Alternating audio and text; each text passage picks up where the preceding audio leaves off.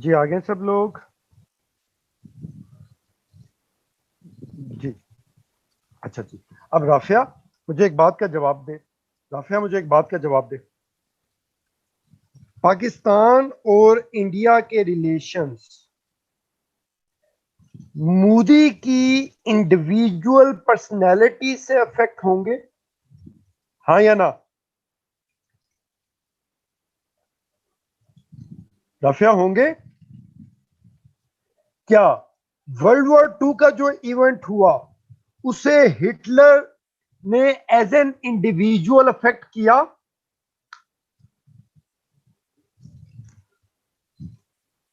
किया। मलेशिया और पाकिस्तान के दरमियान जो ग्रोइंग टाइज है उनके पीछे इमरान खान और डॉक्टर महातीर मोहम्मद की इंडिविजुअल लेवल पे, ठीक है, फ्रेंडशिप या इंटरेस्ट है?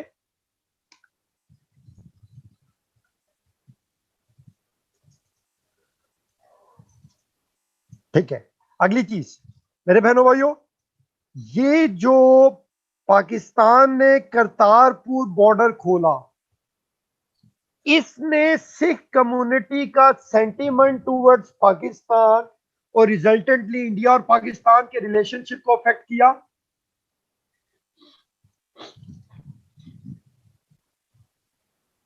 ठीक है। नंबर 2, सऊदी अरब की फॉरेन पॉलिसी में सऊदी अरब की तरफ ही टिल्ट रहना और ईरान की तरफ टिल्ट ना रहना, इस पे सोसाइटी लेवल पे पाकिस्तान में मेजॉरिटी सुन्नी एलिमेंट है।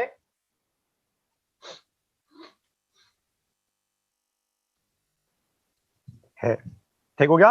अगली चीज चाइना और पाकिस्तान के दरमियान पींगे, ठीक है, चाइना और पाकिस्तान के दरमियान प्यार की पींगे, ठीक हो गया।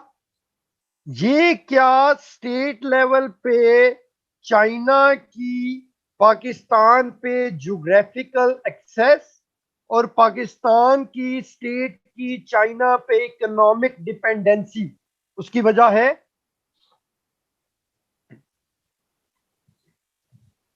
ठीक हो गया।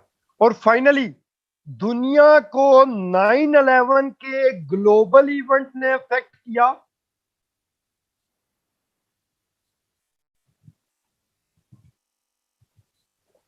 दुनिया को क्या कोविड-19 के ग्लोबल इशू ने अफेक्ट किया? किया। ठीक हो गया। क्या दुनिया को ग्लोबल वार्मिंग का इशू ग्लोबल लेवल पे ये फैक्टर अफेक्ट कर रहा है? कह रहा है या नहीं कह रहा? ठीक हो गया।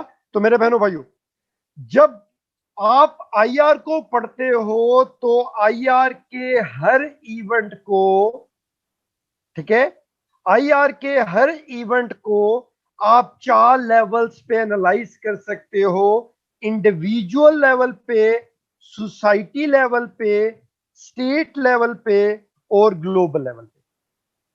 इंडिविजुअल लेवल पे, सोसाइटी लेवल पे, स्टेट लेवल पे या ग्लोबल लेवल पे। ठीक हो गया। तो जनीन, क्या कितने लेवल ऑफ एनालिसिस आईआर के अंदर अप्लाई हो सकते हैं?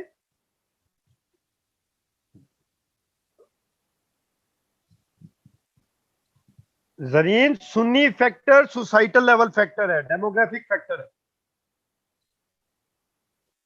ठीक हो गया। अब तो मैं क्या ये कह सकता हूं उर्वा बेटा, I R is the study of global events, I R is the study of global events, या I R is the study of relations based upon individual, society, state and global level factors? ठीक हो गया। IR is the analytical study of international relations shaped by individual, society, state and global level factors. क्या मैं ये कह सकता हूं या नहीं कह सकता? कह सकता हूं? हाँ या ना? ठीक हो गया। अब अनीजा बेटा मेरी बात को जरा समझ। स्कोप क्या होता है?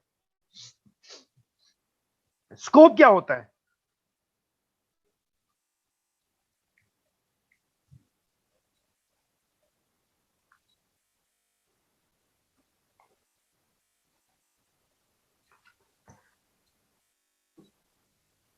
प्रोजेक्शन। बच्चों, ये एक गुब्बारा है, ये एक गुब्बारा है। अब इसमें हवा भरते जाओ तो ये बड़ा होता जाएगा, हाँ या ना? बड़ा होता जाएगा, ऐसा ही है। तो whatever is inside this बालू, that is scope of the subject. Rafia ऐसा ही है, राफिया ऐसा ही है। अब इस लफ्ज स्कोप के साथ ना एफपीएससी वालों को बड़ी रोमांटिक किस्म की एफिलिएशन है। हर सब्जेक्ट में होगा scope of IR, scope of political science, scope of gender study, scope of sociology, scope of criminology. Her subject में आपको यह टॉपिक मिलेगा या नहीं मिलेगा?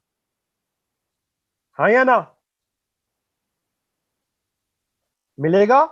तो हुजैफा, एक आईआर के स्कोप में क्या आएगा? जो कुछ आईआर के गुब्बारे में है वही आईआर के स्कोप में आएगा, ऐसा ही है राबिया? तो एक सब्जेक्ट में जो कुछ पढ़ा जाता है वही उसका स्कोप होता है। ये कॉन्सेप्ट समझा या नहीं समझे? तो अगर स्कोप का क्वेश्चन आ जाए जरीन, अगर स्कोप का क्वेश्चन आ जाए तो बुनियादी तौर पे तो आप स्कोप के अंदर पूरे सब्जेक्ट की समरी नहीं देते, ऐसा ही है। एग्रीड? तो मिसबा बेटा, मिसबा बेटा, ठीक है मिसबा बेटा, क्या फिर आईआर का स्कोप यही नहीं होगा? क्या यही आईआर का स्कोप नहीं होगा?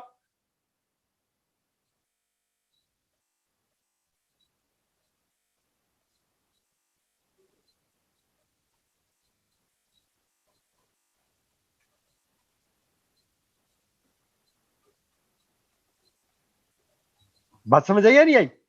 ठीक है। तो मेरे बहनों भाइयों, अब प्लीज जरा वन बाय वन मैं सारे एलिमेंट्स को डिटेल में डिस्कस करने लगा हूं। सब्जेक्ट एलिमेंट सब लोगों के क्लियर हो गए ना? सब्जेक्ट एलिमेंट सब लोगों के क्लियर हो गए? ओके। अब मेरे बहनों भाइयों, मैं वन बाय वन आप लोगों को डिस्कस करने लगा हूं। वन बाय वन मैं डिटेल में डिस्कस करने लगा हूं। मरियम बेटा जरा समझी। मरियम, मेरे और तेरे दरमियान कॉमन इंटरेस्ट या कंपीटिंग इंटरेस्ट किसी ना किसी फैक्टर पे बेस करेंगे। मेरे और तेरे दरमियान कॉमन इंटरेस्ट या कंपीटिंग इंटरेस्ट किसी ना किसी फैक्टर पे बेस करेंगे,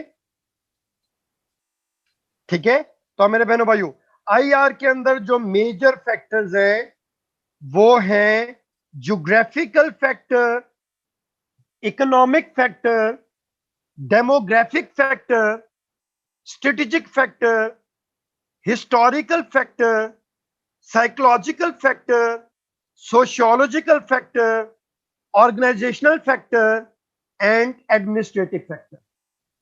इंटरेस्ट बेस्ड करेंगे, हाँ या ना? अब मुझे अपनी मर्जी का कोई टॉपिक दो, मुझे अपनी मर्जी का कोई टॉपिक दो।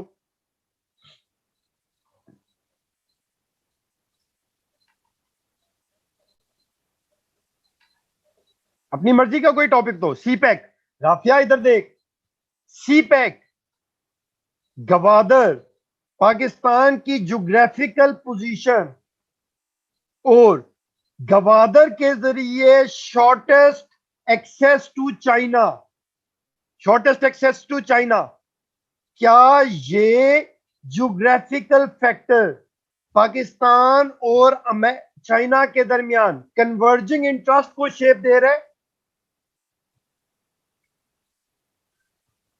रफिया, रफिया, क्या ठीक है, चाइना का बेल्ट रोड इकोनॉमिक इनिशिएटिव और पाकिस्तान की इकोनॉमिक नीड्स जैसे कि इंफ्रास्ट्रक्चर, जैसे कि एनर्जी, जैसे कि इंडस्ट्री, जैसे कि इकोनॉमी, जैसे कि इन्वेस्टमेंट, तो क्या पाकिस्तान की इकोनॉमिक डिपेंडेंसी चाइना पे और चाइना की इकोनॉमिक डिपेंडेंसी पाकिस्तान पे कन्वर्ज हो रही है या नहीं हो रही?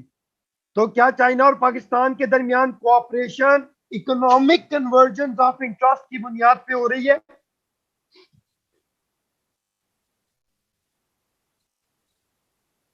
हो रही है।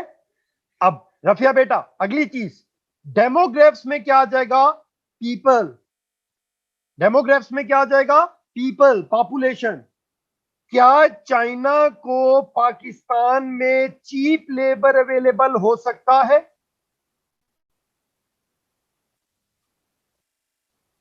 हो सकता है, ठीक हो गया। अगली चीज, स्ट्रेटेजिक फैक्टर, मिलिट्री फैक्टर। क्या अमेरिका चाइना की ग्रोथ को रोकना चाहता है? और क्या चाइना और पाकिस्तान का कॉमन एनिमी रीजन में इंडिया है? और इंडिया के अमेरिका के साथ मिलिट्री डिफेंस टाइज हैं? तो क्या चाइना और पाकिस्तान के दरमियान automatically convergence of strategic interest, defence cooperation, defence production, JF-17 thunder, ठीक है, न्यूक्लियर सबमरीन हो गई?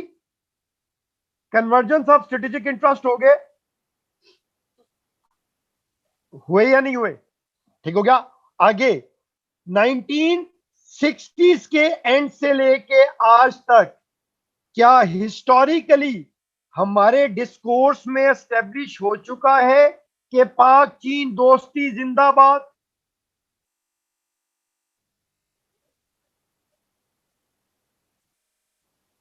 यस रफिया, क्या साइकोलॉजिकली पाकिस्तान के अंदर यह एलिमेंट एस्टेब्लिश हो चुका है कि चाइना हमारा दोस्त है?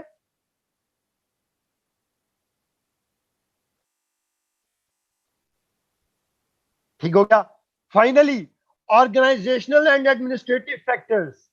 पाकिस्तान की मिलिट्री, पाकिस्तान का फॉरेन ऑफिस, पाकिस्तान की एस्टेब्लिशमेंट और चाइना की एस्टेब्लिशमेंट क्या इस टाइम ग्लोबल अरीना में अपने आप को अलाइज के तौर पे प्रोजेक्ट करने में उनका कॉमन इंटरेस्ट है या नहीं है? है या नहीं है? तो दोनों के दरमियान प्यार की पींगे हो गई? हो गई। तो मिसबा बेटा, ये वो ब्रॉड लेवल फैक्टर्स हैं, ये वो ब्रॉड लेवल फैक्टर्स हैं जिनकी बुनियाद पे तुम किसी भी इंटरनेशनल रिलेशंस के सिनेरियो में कन्वर्जेंस या डाइवर्जेंस ऑफ इंटरेस्ट को एस्टेब्लिश कर सकते हो।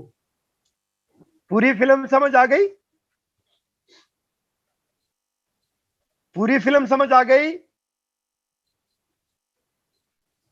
अच्छा, अब मरियम मुझे बता, मरियम मुझे बता, क्या कश्मीर इशू के अंडरलाइंग फैक्टर्स भी यही नहीं होंगे?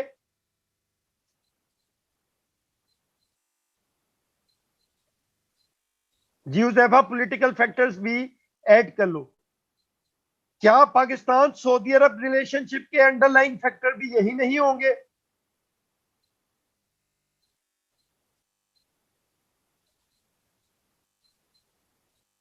होंगे या नहीं होंगे? कोई एक फैक्टर डोमिनेट कर जाएगा, लेकिन हर फैक्टर किसी ना किसी तरीके से प्ले जरूर करे कर रहा होगा। ठीक हो गया। तो आईआर के अंदर चीजों को एनालाइज करने का पहला तरीकेकार यह है कि आप स्टडी ऑफ इंटरेस्ट को बेस बनाएं, स्टडी ऑफ इंटरेस्ट को बेस बनाएं और इन फैक्टर्स ऑफ इंटरेस्ट की बुनियाद पे आप सिनेरियोस को एनालाइज करें। अब जितना मैंने बताया, हुजैफा मुझे सिर्फ इस बात का जवाब दे दे कि तूने किसी टॉपिक के बारे में, करंट अफेयर, पाक अफेयर के किसी टॉपिक के बारे में कुछ भी नहीं पढ़ा, लेकिन क्या इन फैक्टर्स को बेस बना के तू ब्रेनस्टॉर्मिंग कर सकता है?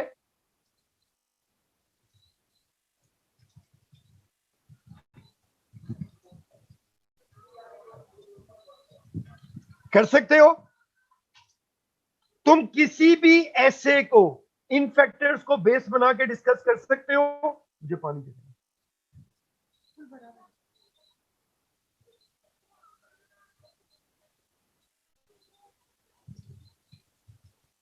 तो यहां से करंट अफेयर, पाक अफेयर, ऐसे उनकी ब्रेनस्टॉर्मिंग का पहला तरीका तुम्हें समझ आ गया?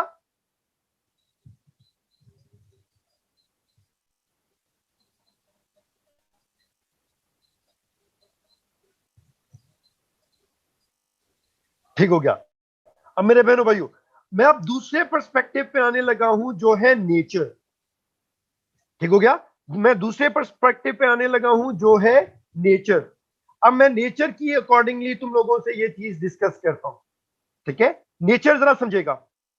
आईआर के अंदर जब मल्टीपल इंटरेस्ट है, जब ये स्टडी ऑफ मल्टीपल इंटरेस्ट है, तो ऑटोमेटिकली ये एक मल्टी डिसिप्लिनरी सब्जेक्ट होगा। तो आईआर की सब्जेक्ट नेचर एक मल्टी डिसिप्लिनरी नेचर होगी या नहीं होगी?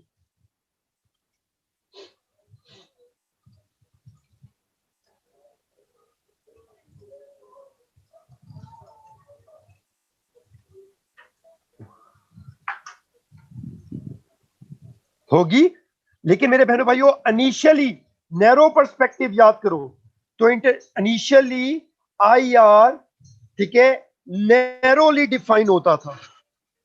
इंटरनेशनली आईआर नैरोली डिफाइन होता था। बच्चों एक मिनट जरा ठहरिएगा।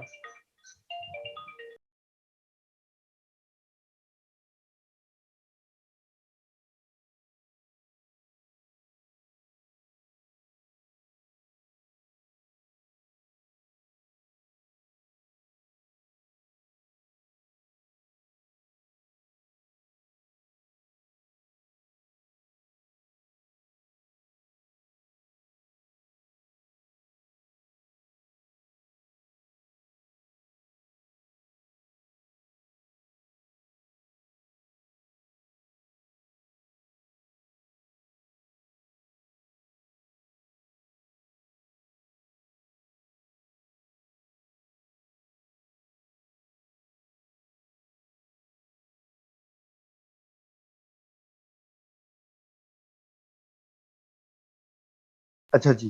तो आईआर मेरे बच्चों एक मल्टी डिसिप्लिनरी सब्जेक्ट है। अनीजे बेटा, ये कॉन्सेप्ट क्लियर हो गया?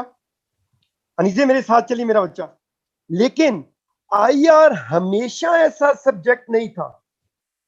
पहले आईआर एक नैरो सब्जेक्ट था, एक क्लोज सब्जेक्ट था, एक लिमिटेड सब्जेक्ट था। आईआर एक नैरो सब्जेक्ट था, एक क्लोज सब्जेक्ट था, एक लिमिटेड सब्जेक्ट था। और ये सिर्फ स्टेट लेवल पे state to state political relations के साथ डील करता था। ठीक हो गया? ये स्टेट टू स्टेट सिर्फ पॉलिटिकल रिलेशंस के साथ डील करता था। लेकिन ये सब्जेक्ट चेंज हो गया, इसकी नेचर चेंज हो गई वर्ल्ड वॉर 2 के बाद। वर्ल्ड वॉर 2 के बाद इसकी नेचर चेंज हो गई। ठीक हो गया? अब ये सिर्फ इंटरनेशनल पॉलिटिक्स तक महदूद नहीं है, बल्कि अब ये एक ब्रॉड सब्जेक्ट है, ये एक ओपन सब्जेक्ट है, ये एक एक्सटेंडेड सब्जेक्ट है।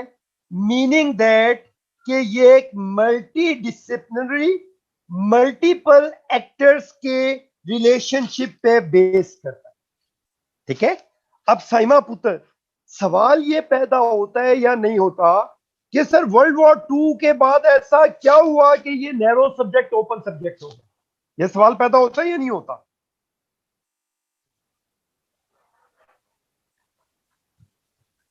ये सवाल पैदा होता है कि ये नैरो सब्जेक्ट ओपन सब्जेक्ट में क्यों कन्वर्ट हो गया? तो मेरे बहनों भाइयों, 4 फैक्टर्स ने इस नैरो सब्जेक्ट को ब्रॉडर सब्जेक्ट के अंदर इवॉल्व करने में मदद दी। नंबर 1, वर्ल्ड वॉर 2 के बाद आ गई एज ऑफ मल्टीलेटरलिज्म। पहले स्टेट्स के दरमियान 1-to-1 इंटरेक्शन होते थे, लेकिन वर्ल्ड वॉर 2 के बाद बड़ी तेजी से इंटरनेशनल ऑर्गेनाइजेशंस बनना शुरू हो गई। ठीक हो गया, यूएन बन गया, आसियान बन गया, सार्क बन गया, एसीओ बन गया, फिर मल्टीलेटरलिज्म के अंदर मल्टीनेशनल कॉर्पोरेशन आ गई, वगैरह वगैरह वगैरह वगैरह वगैरह। तो वर्ल्ड वॉर 2 के बाद इस सब्जेक्ट को ओपन करने में जो पहला रोल अदा किया वो था कि एज ऑफ मल्टीलेटरलिज्म आ गई। ये कॉन्सेप्ट चौकस हो गया मेरा बच्चा? चौकस हो गया। नंबर 2, दूसरी चीज जिसने इसे ओपन किया, जरीन क्या नहीं यार, क्या नहीं समझ आया जरीन?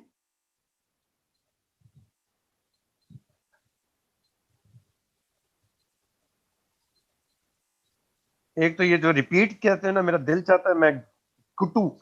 ठीक हो गया। मल्टीलेटरलिज्म का क्या मतलब होता है कि स्टेट्स बाइलेटरल रिलेशनशिप की बजाय मल्टीपल स्टेट्स इंटरनेशनल ऑर्गेनाइजेशंस बना के मसलों को collectively beyond the will of the beyond the unilateral, ठीक है, विल ऑफ द स्टेट हल करें।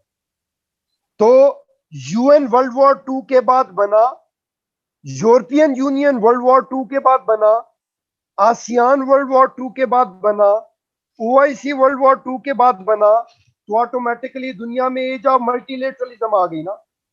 और जरीन और मलंग अब क्लियर हो गया। तो दुनिया अचानक यूनिलेटरल पॉलिटिक्स से निकल के मल्टीलेटरल पॉलिटिक्स के अंदर प्लग इन होगी, जिसने इस सब्जेक्ट को नैरो से ओपन कर दिया। नंबर 2, वर्ल्ड वॉर 2 तक दुनिया की तारीख का सबसे कॉमन इवेंट था वॉर। वर्ल्ड वॉर 2 तक दुनिया की तारीख का सबसे कॉमन इवेंट था वॉर। ठीक हो गया। लेकिन वर्ल्ड वॉर 2 खत्म हुई हिरोशिमा नागासाकी के इवेंट पे। तो दुनिया को पता ऐसा चला कि भाई अब दुनिया में एक ऐसा वेपन आ गया है कि आप वॉर के काबिल ही नहीं रहोगे, और दीपिका वहां से भी काली हो जाएगी जहां जहां से काली नहीं की है। ठीक हो गया। तो अचानक दुनिया कन्वेंशनल वॉर से डेटरेंस के कॉन्सेप्ट पे आ गई, चुनाचे वेपन्स का कॉन्सेप्ट भी न्यूक्लियर डेटरेंस की वजह से, मिलिट्री का कॉन्सेप्ट भी न्यूक्लियर डेटरेंस की वजह से एक्सपेंड कर गया। साइमा पुत्र, ये कॉन्सेप्ट क्लियर हो गया?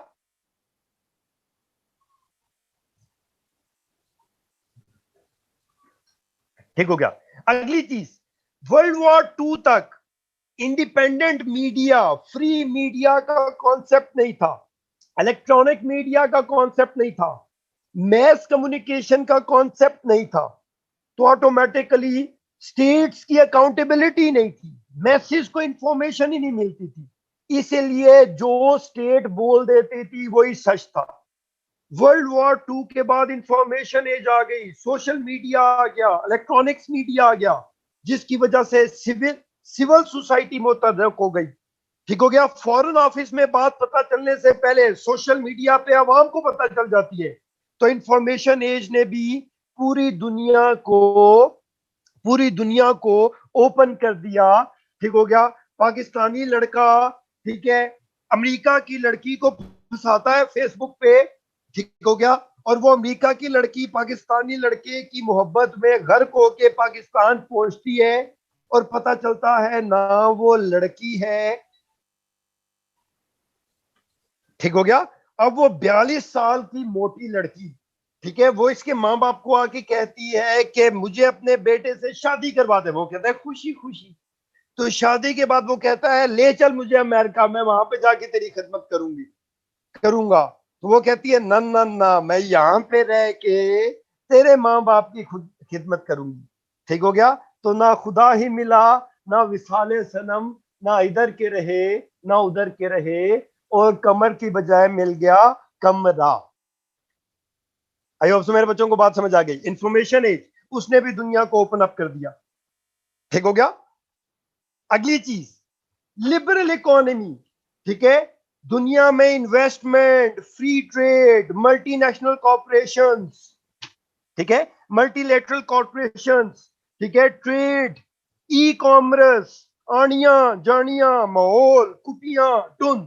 तो दुनिया के अंदर फ्री मार्केट आ गई, जिसकी वजह से भी दुनिया में trade, investment, multinational corporations, businesses की ग्रोथ हुई, जिसकी वजह से भी ये दुनिया ओपन अप हो गई। चुनाचे वर्ल्ड वॉर टू के बाद ये वो चार फैक्टर्स हैं जिन्होंने इस सब्जेक्ट को पूरे का पूरा इवॉल्व कर दिया, ओपन कर दिया, और ये नैरो पॉलिटिकल साइंस का subject broader multi disciplinary subject के अंदर कन्वर्ट हो गया। हो गया मेरा बच्चा?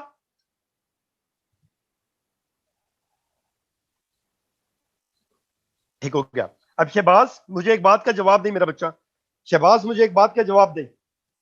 ठीक है, शहबाज मुझे एक बात का जवाब दे। शहबाज, हमारे मुल्क में एक एंकर हैं जिनका नाम है कामरान खान। वो एक जुमला इस्तेमाल करते हैं, लम्हा बलम्हा बदलती डेवलपमेंट। इस्तेमाल करते हैं या नहीं करते? अब मिसबा पुत्र, और मिसबा पुत्र मुझे एक बात का जवाब दें, क्या कोरोना से पहले और कोरोना के बाद दुनिया चेंज हुई या नहीं हुई? हुई। क्या 9/11 से पहले और 9/11 के बाद दुनिया चेंज हुई या नहीं हुई? हुई। तो जब ये एक ब्रॉड नेचर का सब्जेक्ट है, तो दुनिया के हर इवेंट के बाद इसका स्कोप बढ़ेगा या नहीं बढ़ेगा?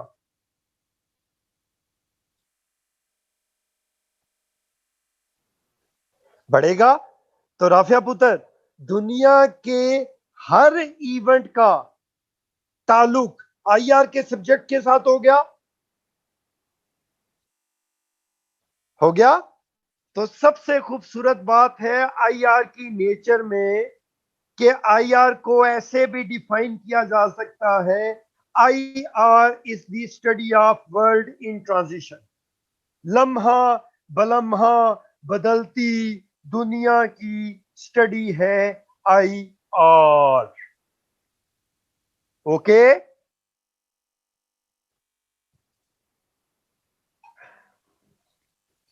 नेचर और स्कोप क्लियर हो गया? ऑल पाकिस्तान पोल्ट्रीज एसोसिएशन,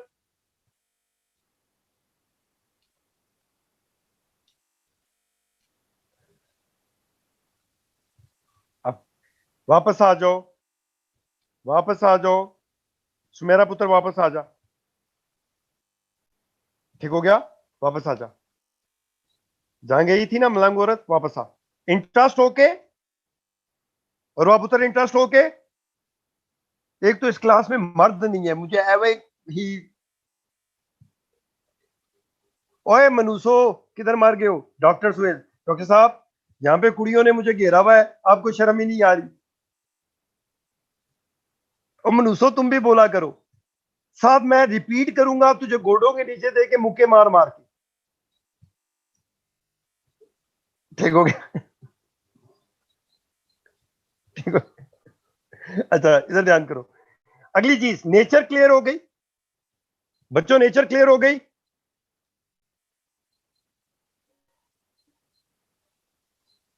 ठीक हो गया। अब शहबाज, अब क्या मैं इन इंटरेस्ट की बुनियाद पे रिलेशंस को डिस्कस कर सकता हूं? क्या मैं इंटरेस्ट की बुनियाद पे रिलेशंस को डिस्कस कर सकता हूं?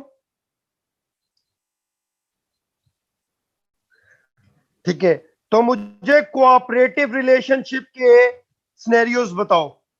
निदा पुत्र, मुझे कोऑपरेटिव रिलेशनशिप के सिनेरियोज बताओ।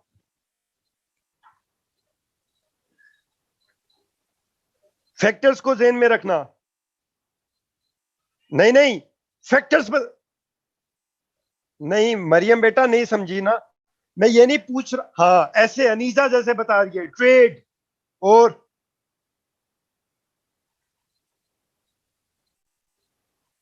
फैक्टर्स तो वही होंगे ना, आप उन्हें नामों में कन्वर्ट करो। Trade, investment, cultural ties, diplomatic ties, ठीक हो गया। Educational programmes, health programmes, humanitarian programmes, food cooperation, technology cooperation, civil society movements, environmentalism, tourism, imports, human development. जिंदाबाद जिंदाबाद, वाह सोनाली गोंदल, तू कंसेप्ट क्लियर करा देता है, मुझे तेरे पे खुद पे प्यार आ गया, वाह वाह वाह, कॉल बना दिया तूने। कोऑपरेशन क्लियर, कोऑपरेशन क्लियर जी। अब आ जाओ कॉन्फ्लिक्ट की तरफ, इश्कियां हो गया, अब आ जाओ डिश्कियां पे।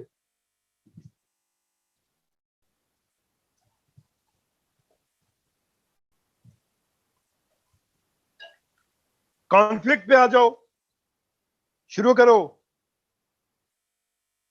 फिर समरीन वैसे शुरू हो गई है, इवेंट्स नहीं पूछ रहा। Terrorism, war, border dispute, water disputes, trade wars, nuclear weapons, arms race add कर लो। आगे sanctions, irredentism, FATF, border disputes, ठीक है, disputes on Deepika, sectarian conflicts, identity crisis, और वाह शाबाश मेरा बच्चा, बहुत अच्छे। प्रॉक्सी वॉर्स, बहुत अच्छे बहुत अच्छे। बच्चों पहले तीन एलिमेंट्स क्लियर हो गए।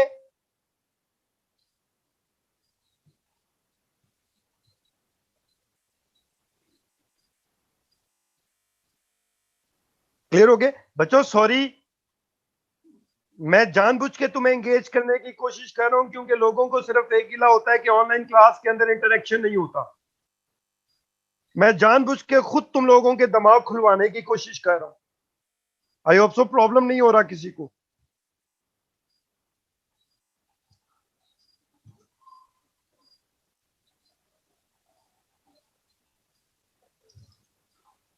आगे चलूं, ठीक हो गया, आगे चलते हैं, आगे चलते हैं। अगला एलिमेंट क्या है मेरा बच्चा, अगला एलिमेंट क्या है मेरा बच्चा। आए मेरी माँ, बुढ़ापा भी बैड़ी पे मारी। एक्टर्स, अब एक्टर्स शुरू करें मेरे बहनों भाइयों। एक्टर्स शुरू करें जी। मेरे बहनों भाइयों, कितनी तरह के एक्टर्स होंगे, state and non state actors.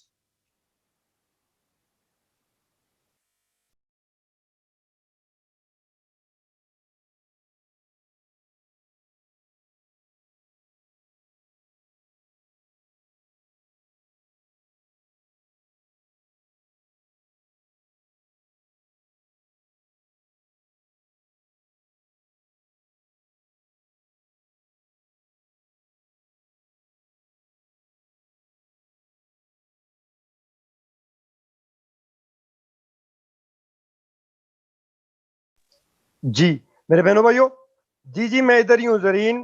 घर की लाइट अचानक जो है ना वो डिप मारी थी उसने, तो मैं, ठीक है। अच्छा जी, तो दो तरह के एक्टर होंगे, स्टेट और नॉन स्टेट एक्टर। बच्चों यहाँ पे मैंने थोड़ी सी डिक्टेशन करवानी है, यहाँ पे मैंने थोड़ी सी डिक्टेशन करवानी है, मेरे साथ चलना है तुम लोगों ने, मेरे साथ चलना है तुम लोगों ने, ठीक हो गया। बच्चों इधर ध्यान करो। सबसे पहला एक्टर है स्टेट। स्टेट, स्टेट को एक्सप्लेन करना शुरू करूं।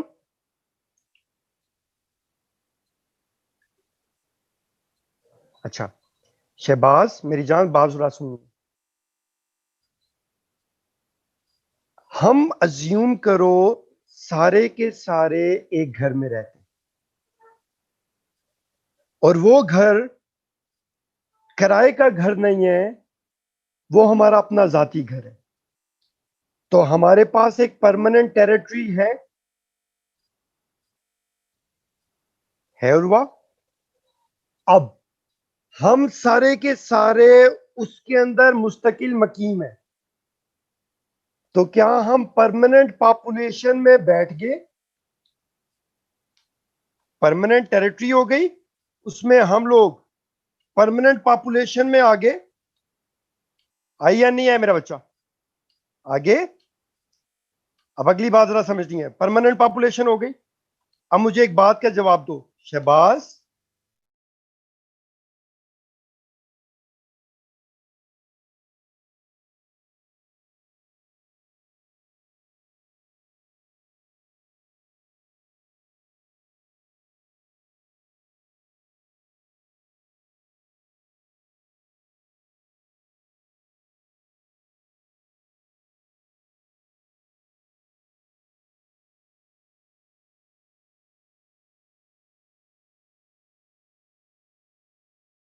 चीजें दूं,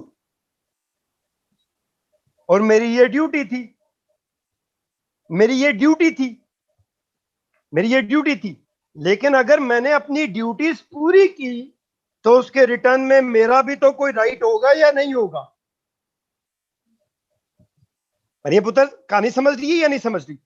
अब मेरे और तेरे दरमियान कौन से रिलेशनशिप एस्टेब्लिश हो गए? हमारे दरमियान राइट्स एंड ड्यूटीज का रिलेशनशिप एस्टेब्लिश हो गया। यहां तक मेरे बच्चे को बात समझ आ गई? यहां तक मेरे बच्चे, एक सेंट्रल अथॉरिटी और उसके सब्जेक्ट्स के दरमियान कस्टोडियनशिप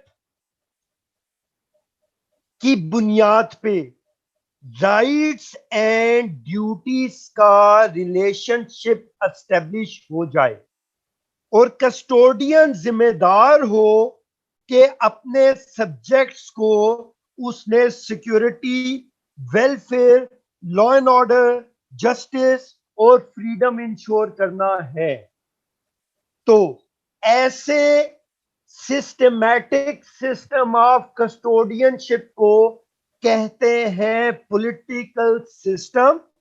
और ये पॉलिटिकल सिस्टम इंटरनेशनल लेवल पे, ये कस्टोडियनशिप की अथॉरिटी इंटरनेशनल लेवल पे सिर्फ और सिर्फ स्टेट के पास है।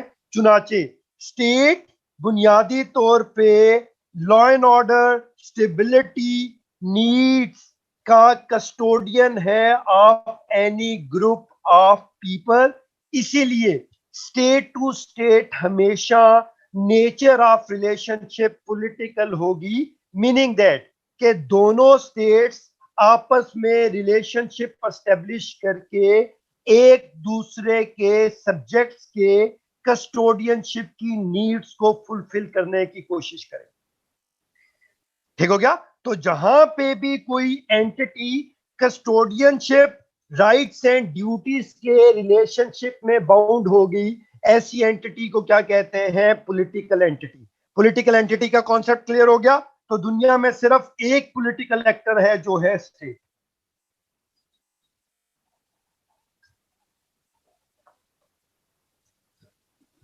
यहां तक बच्चों कॉन्सेप्ट क्लियर हुआ या नहीं हुआ? ऑल पाकिस्तान पोर्ट्रीज एसोसिएशन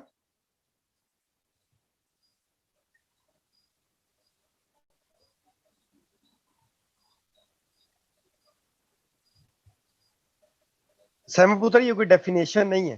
डेफिनेशन के 4 एलिमेंट्स मैंने तुझे बता दिए। वहाब एटलीस्ट जिन्होंने इसराइल को रिकॉग्नाइज किया उनके दरमियान तो रिलेशनशिप एस्टेब्लिश हो गया ना। स्टेट के 4 एलिमेंट्स थे। आगे मैं तुझे पॉलिटिकल कस्टोडियनशिप का कॉन्सेप्ट बता रहा था, वो कॉन्सेप्ट क्लियर हो गया तो वेल एंड गुड। क्लियर हो गया?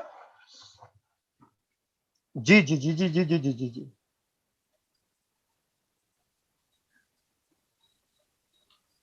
मरियम, इसका जवाब मैं क्लास के आखिर में दूंगा, नहीं तो लड़कों ने तेरे क्लास में रहना महाल कर देना है। ठीक हो गया?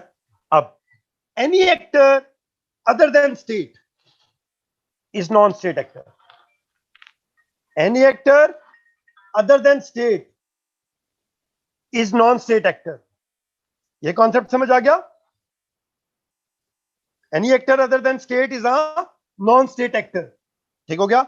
अब इसमें पहला नॉन स्टेट एक्टर है इंटरनेशनल ऑर्गेनाइजेशंस, और इंटरनेशनल ऑर्गेनाइजेशंस को आप इंटरनेशनल गवर्नमेंटल ऑर्गेनाइजेशंस भी कहते हैं, इंटरनेशनल गवर्नमेंटल ऑर्गेनाइजेशंस भी कहते हैं, इंटरनेशनल नॉन गवर्नमेंटल ऑर्गेनाइजेशंस भी कहते हैं।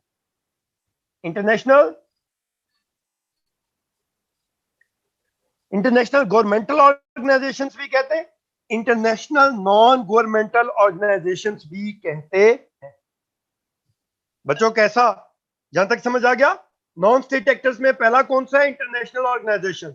इंटरनेशनल ऑर्गेनाइजेशंस में दो तरह की ऑर्गेनाइजेशंस है, international governmental organization, international non governmental organization. अब इंटरनेशनल गवर्नमेंटल ऑर्गेनाइजेशंस का क्राइटेरिया नोट कीजिएगा। जी जी, इंटर गवर्नमेंटल ऑर्गेनाइजेशन भी इसे ही कहते हैं। ठीक हो गया।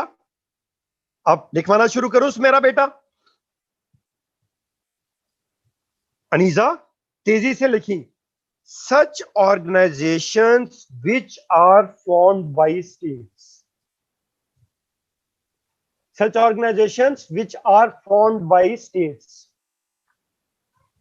Number 2, through a formal treaty or agreement.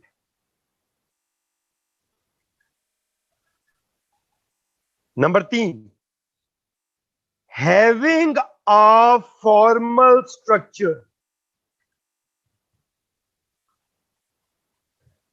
Number 4, governed by a formally codified law, constitution or charter.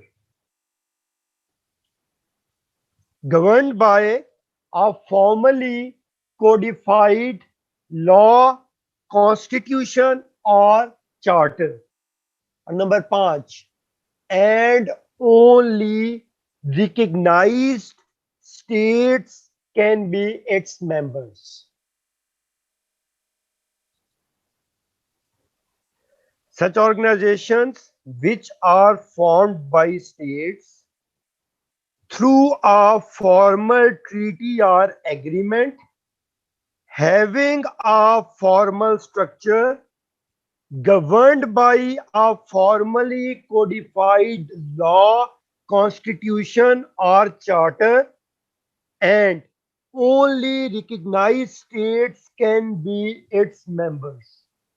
ऐसी एंटिटी को कहा जाता है इंटरनेशनल गवर्नमेंटल ऑर्गेनाइजेशन। बच्चों, एक स्टेट का रिप्रेजेंटेटिव कौन होता है?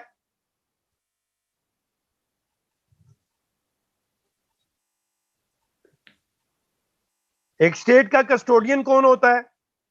गवर्नमेंट। और पीएम नहीं होता, जलिए, गवर्नमेंट होता है। मलंगियां लाले मूसे का पता नहीं, आईआर पढ़ने आ गई है। गवर्नमेंट। समझ आ गया इसे इंटरनेशनल गवर्नमेंटल ऑर्गेनाइजेशन क्यों कहते हैं?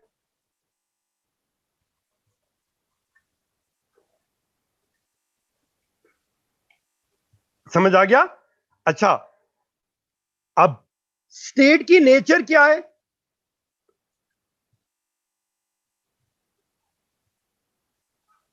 स्टेट की नेचर क्या है? पॉलिटिकल। तो इन्हें इंटरनेशनल पॉलिटिकल ऑर्गेनाइजेशंस या इंटरनेशनल पॉलिटिकल इंस्टीट्यूशंस भी कहा जाता है।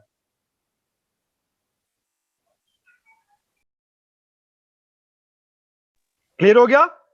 तो आईजीओस, आईपीओस या IPIs, international governmental organisations, international political institutions या इंटरनेशनल पॉलिटिकल ऑर्गेनाइजेशंस, ये तीनों एक ही चीज है।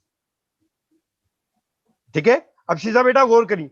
सच organisations which are formed by states, क्या यूएन को स्टेट्स ने बनाया?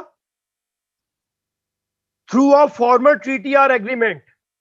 सैन फ्रांसिस्को कॉन्फ्रेंस के एग्रीमेंट के तहत बनाया। Having a formal structure, Rafia बेटा उसका एक प्रॉपर स्ट्रक्चर है, secretariat, general assembly, UN security council. Govern by a formally codified law, constitution और चार्टर। यूएन को गवर्न क्या करता है? UN charter. And only recognised states can be its members. ठीक हो गया। दीपिका और हसन अली गोंदल यूएन के मेंबर नहीं है, सिर्फ स्टेट उसके मेंबर है। यहां तक कॉन्सेप्ट चौकस हुआ या नहीं हुआ? चौकस। अब मिसबा बेटा आगे ले, classification of international governmental organization, classification of international governmental organization. ठीक हो गया? अब मिसबा बेटा, मिसबा बेटा लिखने से पहले मेरी बात को गौर से जरा सुनो। Classification of international governmental organization, ठीक हो गया? बच्चों मेरी बात को जरा गौर से जरा सुनो। मिसबा, क्या यह मुमकिन है, अभी लिखना नहीं है, मेरी बात को जरा समझना, क्या यह मुमकिन है कि कोई ऐसी ऑर्गेनाइजेशन बने जिसकी सारी स्टेट्स मेंबर बन सके?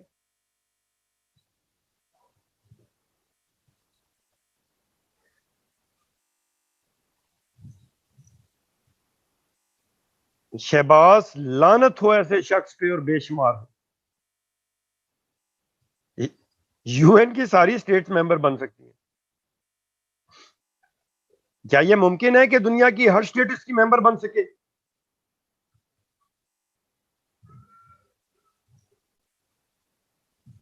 यस। और निदा बेटा यह भी एन मुमकिन है ना कि उसकी मेंबरशिप किसी मखसूस स्टेट को ओपन हो? जी। तो क्लासिफिकेशन का एक तरीका on the basis of membership हो सकता है यूनिवर्सल मेंबरशिप और लिमिटेड मेंबरशिप। हफ्जा उसका पूरा शेर है, जो शख्स तेरे साथ रह के भी सोगवार हो, लानत हो ऐसे शख्स पर और बेशुमार हो। ठीक है, अब ध्यान कर, मलंगनी है इधर जो मैं पढ़ा रहा हूं। ठीक हो गया? मेंबरशिप की बुनियाद के ऊपर उर्वा बेटा क्या टाइप्स होगी? यूनिवर्सल मेंबरशिप और लिमिटेड मेंबरशिप।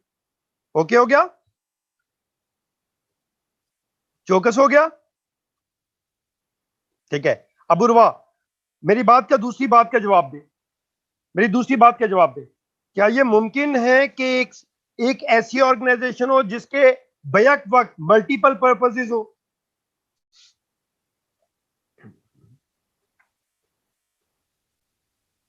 और क्या यह मुमकिन है कि कोई ऐसी ऑर्गेनाइजेशन हो जो किसी एक ही पर्पस के लिए बनी हो? ठीक हो गया? अब मैं इन दोनों क्लासिफिकेशंस को मिलाने लगा हूं। अब लिखो, अब लिखो, इंटरनेशनल ऑर्गेनाइजेशंस को क्लासिफाई किया जाता है as universal membership, broad purpose organisations, number one. Number two, universal membership, narrow purpose organisations. फिर limited membership, broad purpose organisations, और नंबर चार, limited membership, narrow purpose organisations.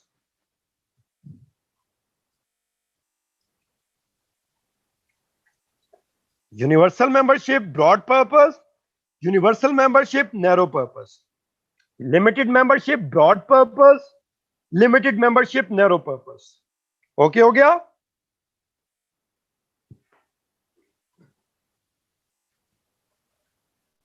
यहां तक ओके हो गया? Universal membership, broad purpose, example UN.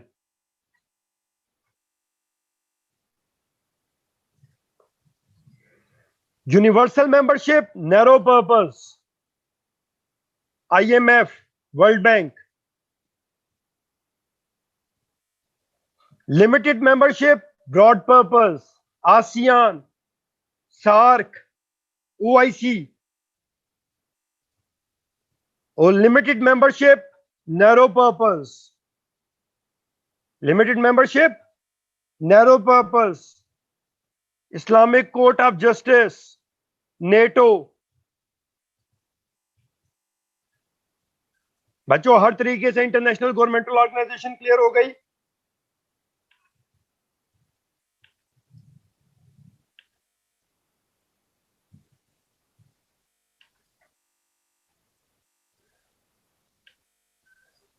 ये हो गया, ये हो गया, ये हो गया, ये हो गया। अब आ जाओ इंटरनेशनल नॉन गवर्नमेंटल ऑर्गेनाइजेशंस पे, आईएनजीओस पे। शुरू करवाऊं?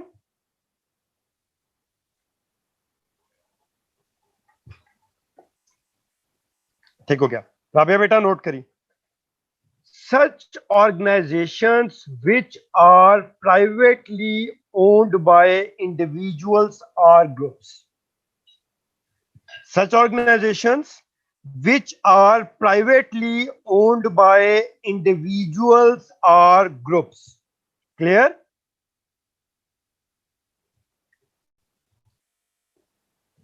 Such organizations which are privately owned by individuals or groups. Which, number 2, which are simultaneously operating in 2 or more states.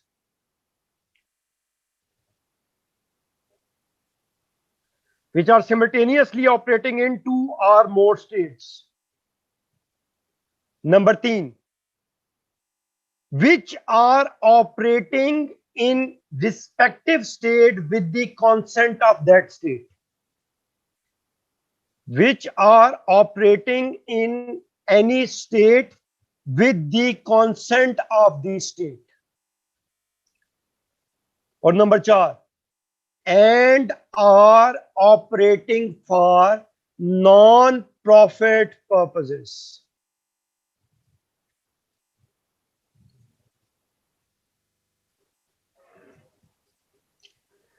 Such organizations which are privately owned by individuals or groups, which are simultaneously operating in 2 or more states, which are operating with the consent of the respective states, and they are operating for non-profit purposes.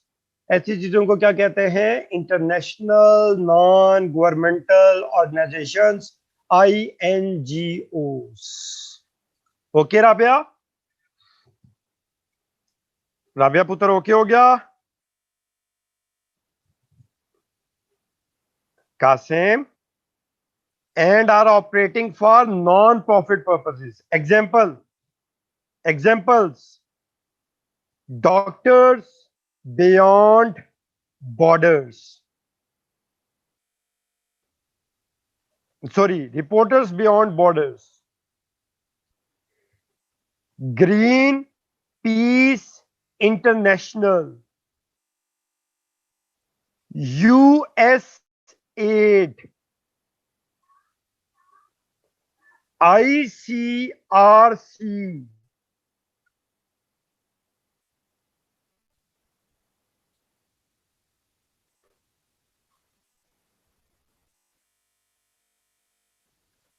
और examples दो, मेरा दिमाग बंद हो गया है। WWF,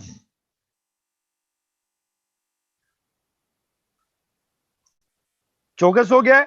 international non governmental organisation का concept clear हो गया। WHO ऑर्गेनाइजेशन है, इंटरनेशनल गवर्नमेंटल ऑर्गेनाइजेशन है साइमा बेटा।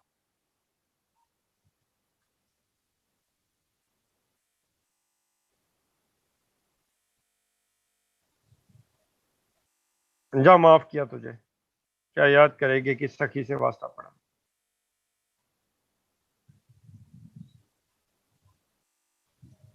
बच्चों कॉन्सेप्ट चौकस हो गया। इंटरनेशनल नॉन गवर्नमेंटल ऑर्गेनाइजेशन, हाँ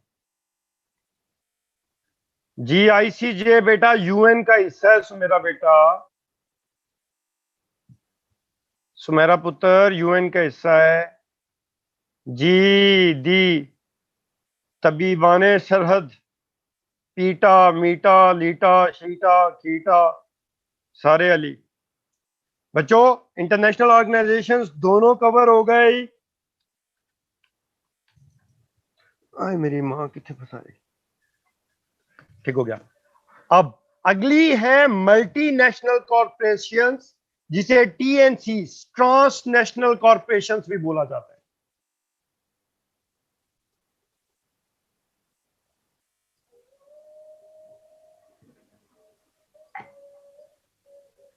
सुमेरा तूने आज एक काम करना है।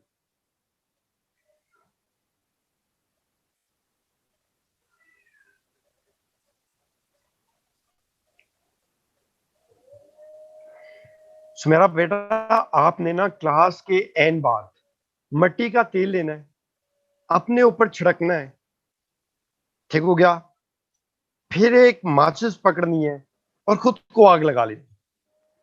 शुरू शुरू में थोड़ी सी तकलीफ होगी मेरा बच्चा, फिर उसके बाद इन सारी तकलीफों से मुक्ति मिल जाएगी। मतलब नहीं?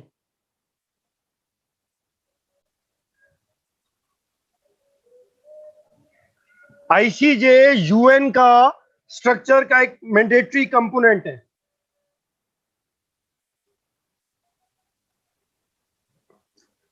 ठीक हो गया? अब आगे बढ़ाऊं मल्टीनेशनल कॉर्पोरेशन।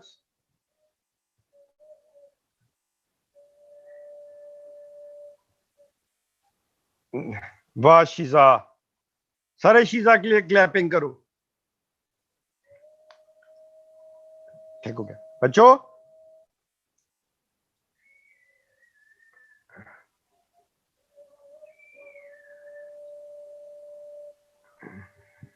अच्छा जी बच्चों, MNC, TNC, multinational corporations, transnational corporations, बच्चों इधर ध्यान करो।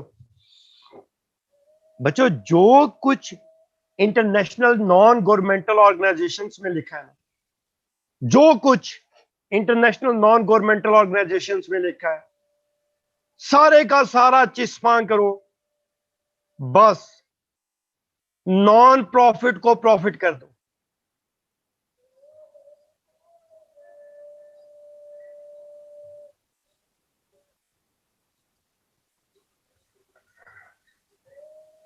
हाफजा पुत्र, जोन मेरा सबसे फेवरेट शायर है।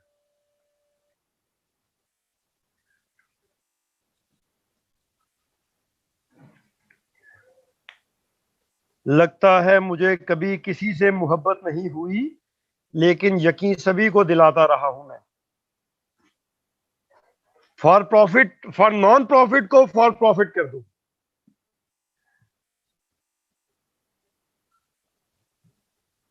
ठीक हो गया? सच such organizations which are privately owned by individuals or groups, which are simultaneously working in two or more states, which are operating with the consent of the respective state and are operating for profit purposes. Multinational corporations का concept clear? Clear? Apple, Mango, Orange, Unilever, Procter and Gamble, Toyota, Suzuki, MC Donald's, KFC, Andiala Burger, Subway, Kareem, Uber।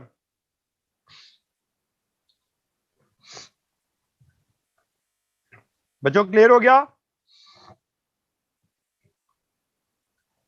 Multinational corporation संभालोगे?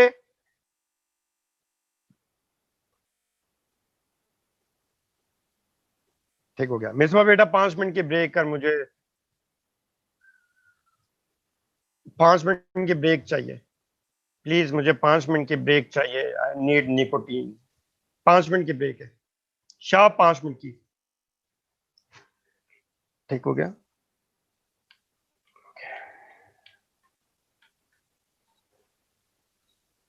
मैं 5 minute बाद आ जाऊंगा।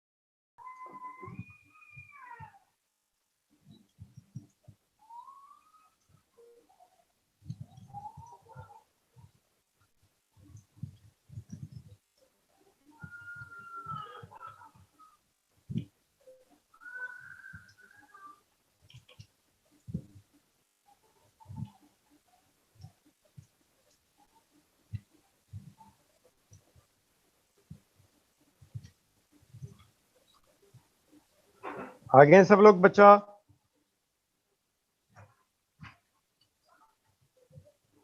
जी जी साथ।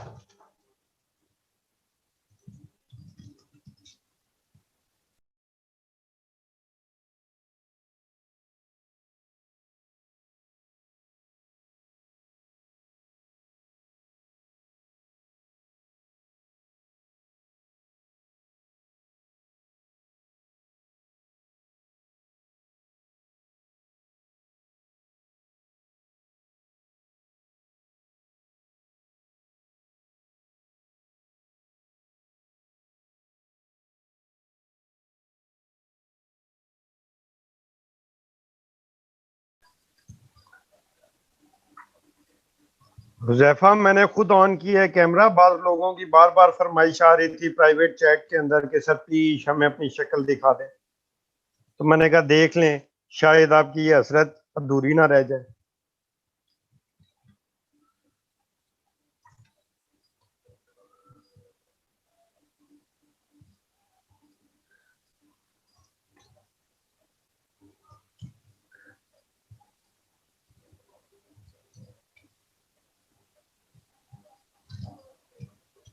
नहीं, आवाज मेरी ठीक नहीं है? मनूस आदमी शाह जी, आपने क्या बात कर दी है?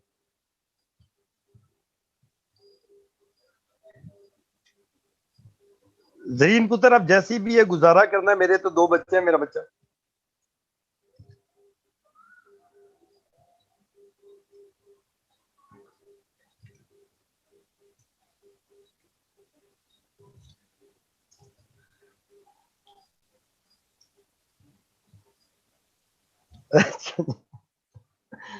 अच्छा जी, आगे चलूं मेरा बच्चा?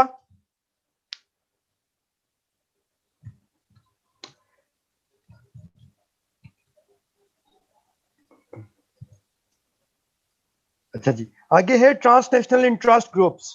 बच्चों, ट्रांसनेशनल इंटरेस्ट ग्रुप्स को वेस्टेड इंटरेस्ट ग्रुप्स भी कहते हैं। ट्रांसनेशनल इंटरेस्ट ग्रुप्स को आप वेस्टेड इंटरेस्ट ग्रुप्स भी कहते हैं। ठीक है, अब वेस्टेड इंटरेस्ट ग्रुप्स एक्सप्लेन करूं। Such loose and informal associations, such loose and informal associations which are formed in order to achieve cooperation for attainment of some common interest. Such loose or informal associations, Zareen, such loose or informal associations which are formed in order to achieve cooperation for attainment of some common interest. Okay? By exerting pressure on relevant stakeholders. By exerting pressure on relevant stakeholders. बच्चों, concept clear हो गया? यानी ये कोई formal organisations नहीं है, इनका कोई फॉर्मल स्ट्रक्चर नहीं है। ठीक हो गया? ये मोहल्ले की कमेटियां इकट्ठी करने वाली आंटियां। ठीक हो गया? जो जो मिलती हैं, ठीक है, कमेटियां इकट्ठी करने के लिए, लेकिन साथ ही तलाकें, खाड़ी के सूट, वो भी 2 नंबर, ठीक है, सारे फंक्शन बीच में चला देती। ठीक हो गया? इन्हें प्रेशर ग्रुप्स भी कहा जाता है, इन्हें वेस्टेड इंटरेस्ट ग्रुप्स भी कहा जाता है। To achieve cooperation for attainment of some common objective,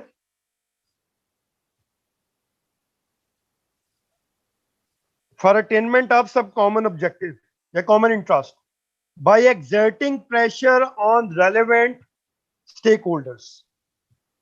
Maryam पुत्रा, बात क्लियर हो गई?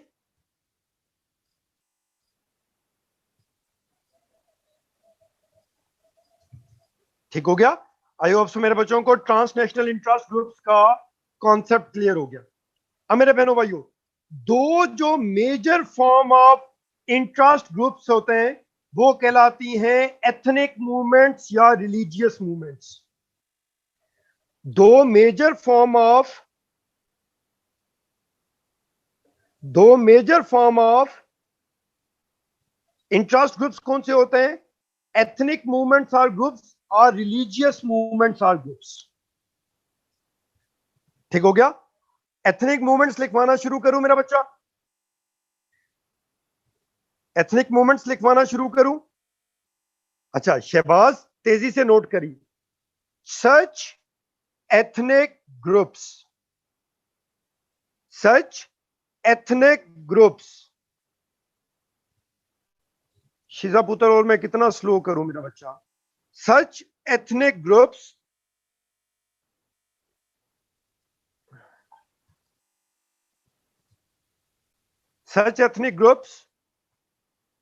which are operating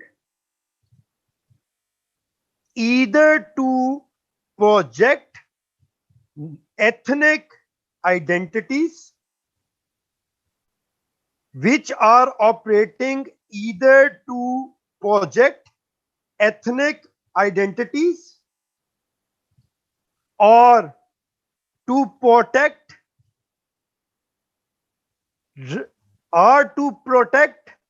rights of an ethnic group, or to get a separate state on ethnic grounds.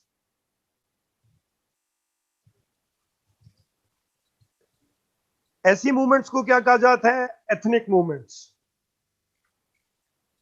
ऐसे ग्रुप्स को क्या कहा जाता है? एथनिक ग्रुप्स या एथनिक मूवमेंट्स। बच्चों क्लियर हो गया? एग्जांपल्स दूं?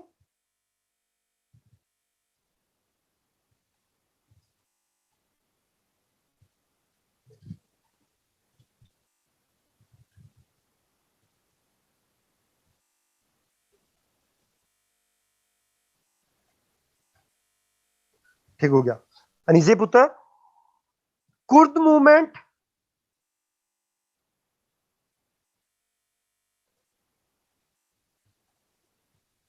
ठीक है। खालिस्तान मूवमेंट,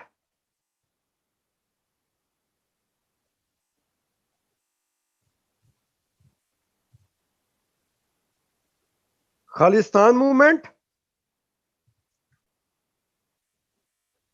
उसके बाद black rights movement,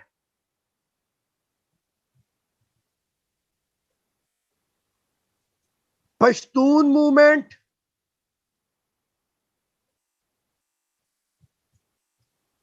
Scottish movement, Irish movement, Catalonic movement. ये सारी की सारी एथनिक मूवमेंट्स। एथनिसिटी होती है रंगो नस्ल, ठीक है, कौमियत।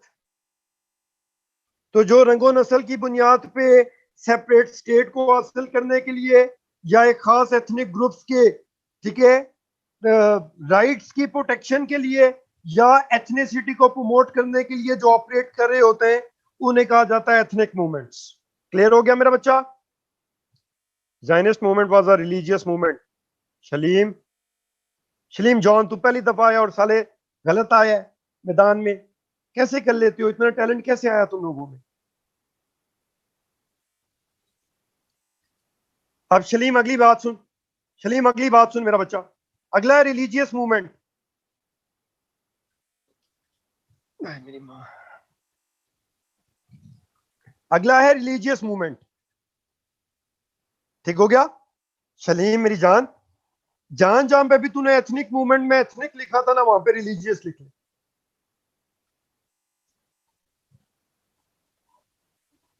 डन। फलस्तीन movement, Zionist movement, Catholic movement, Orthodox church movement,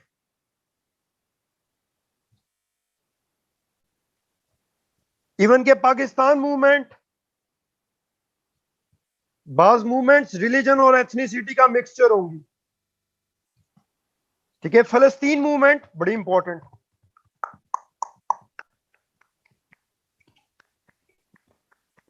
done बच्चों, एथनिक मूवमेंट्स और रिलीजियस मूवमेंट्स का कॉन्सेप्ट क्लियर हो गया।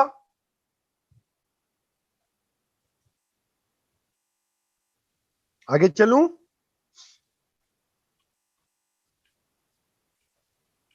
आगे चलूं मेरा बच्चा? अच्छा जी, मरियम पुत्र आगे देखिए। अगला है international media and civil society. इनकी कोई डेफिनेशन नहीं होती, अंडरस्टूड है क्या होता है।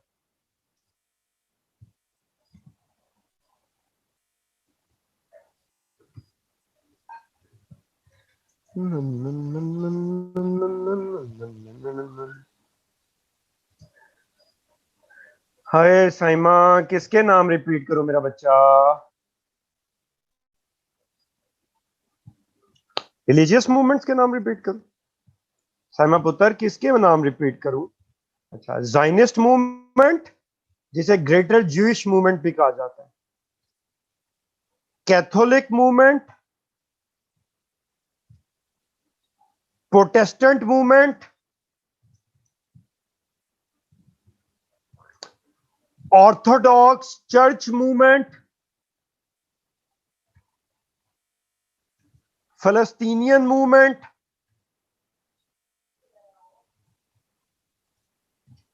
Ahmadis rights movement, Ahmadis rights movement, ये सारी की सारी रिलीजियस मूवमेंट्स है। आजा आजा आजा आज आज आज छोटे न मिलो पालश बेटा है ना, आज आज आज है ना, क्या है? आज आज आज इधर आ जाओ, इधर आ जाओ, इधर आ जाओ, बाबा पाशा आ जाओ मेरा बेटा, इतना छोटा सा चूजू है ना। चलो इधर बैठ जाओ बाबा पाशा। अच्छा, यहां तक कॉन्सेप्ट क्लियर हो गया? अब क्लियर हो गया? International media and civil society clear हो गया? भाई कहाँ है? अच्छा, इसे नहीं छेड़ना। ये क्या है? अच्छा अच्छा, आगे चले। अच्छा बच्चों, आखिरी चीज है टेररिस्ट ऑर्गेनाइजेशंस। आखिरी चीज क्या है? आखिरी चीज है टेररिस्ट ऑर्गेनाइजेशंस। ठीक हो गया बच्चों? टेररिस्ट ऑर्गेनाइजेशंस नोट करना शुरू करो। Such illegal slash illegitimate organisation. Anisa बेटा, मैं मीडिया को क्या डिफाइन करूं? लगनी है तू जड़ तो नहीं है?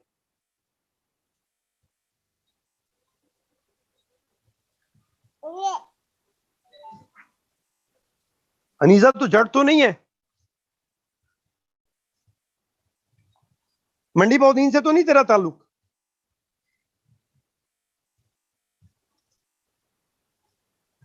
हाँ, तो इसीलिए मोटी अकल है ना, मलंग।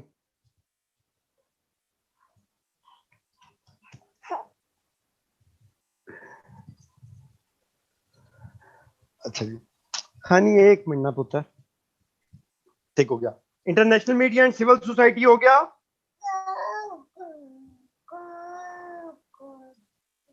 अच्छा बच्चों, आखिरी चीज पे आ जाओ, टेररिस्ट ऑर्गेनाइजेशन। सच इलिजिटिमेट और illegal organizations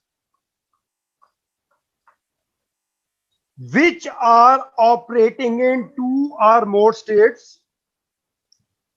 एक मिनट खानी, एक मिनट ना मेरे बेटे। सच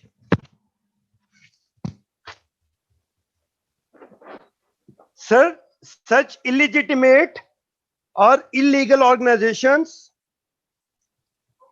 मारिया पुत्र, अभी मैंने पूरे का पूरा रगड़ा है इसी बात के ऊपर, बड़ाई बीबी को। अब तूने डांट खानी है। सिविल सोसाइटी और मीडिया की कोई डेफिनेशन नहीं है, क्लियर है ना यार?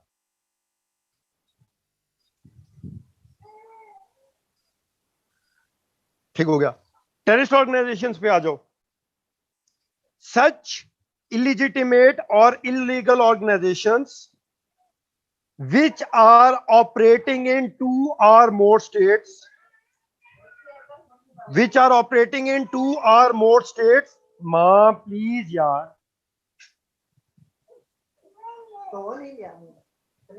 Which are operating in two or more states, and they are operating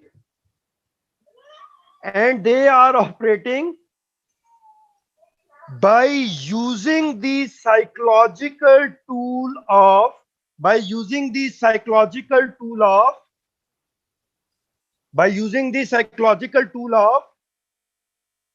intimidating terror among masses, by using the psychological tool of intimidating terror among masses, by using the psychological tool of intimidating terror among masses, in order to achieve any of their covert objectives. Any of their covert objectives. ऐसी organisations को कहते हैं terrorist organisations. Clear हो गया? चौकस हो गया मेरा बच्चा?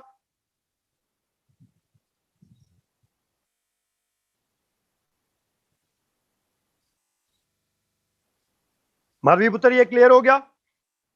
अलकायदा, दाइश, ISIS, बोको हराम,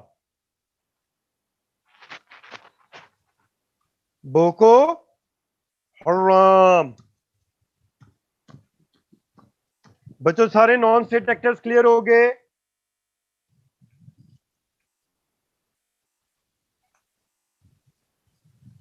क्लियर हो गया सुमेरा बेटा?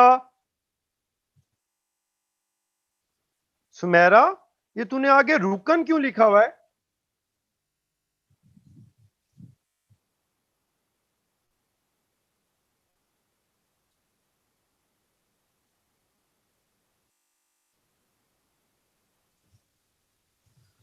अच्छा, रुकन मंडी बहुद्दीन में गांव का नाम है. मैंने कहा तू उधर की तो नहीं है.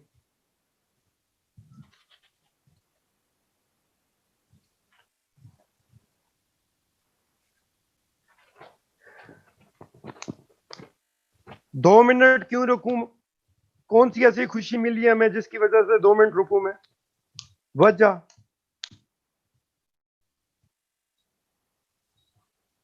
ऐसा अनीसा, तेरा कोई अच्छा गांव भी नहीं है मेरा बच्चा, यकीन करिए.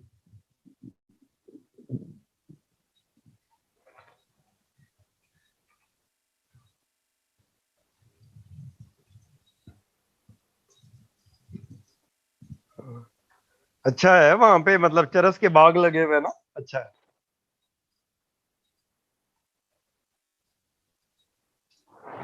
हुजैफा मेरा बच्चा, ये ट्रांसनेशनल इंटरेस्ट ग्रुप्स की डेफिनेशन थी, जिसके आगे दो कैटेगरीज थी, ethnic movement and religious movement. नहीं रफिया बेटा, इंडिविजुअल कैपेसिटी में हम इंटरनेशनल एक्टर नहीं लेते. आप सिंपल कह सकते हो ग्लोबल लीडर्स. बस सजाद, मुझे पता चल गया तू पटवारी है. अनीसा बेटा, मैं छिमो से हूं. रुकन के अंदर पिछले इलेक्शंस में मैं वोट मांगने के लिए आया था. रफिया बेटा, ग्लोबल लीडर्स को ऐड कर ले, वो इंडिविजुअल्स की कैपेसिटी में आ जाएंगे. ओवरऑल सिविल सोसाइटी के अंदर इंडिविजुअल्स आ जाएंगे ना. अब तू बदले ना ले अनीसा, मनूस औरत. अनम बहन, अनीसा को क्लास से निकाल दे, इसने मेरे गांव को बुरा कहा है. फौरन फौरन. या पॉलिटिकल साइंस पढ़े, रट्टे मारेगी ना, खुद दिमाग ठीक हो जाएगा.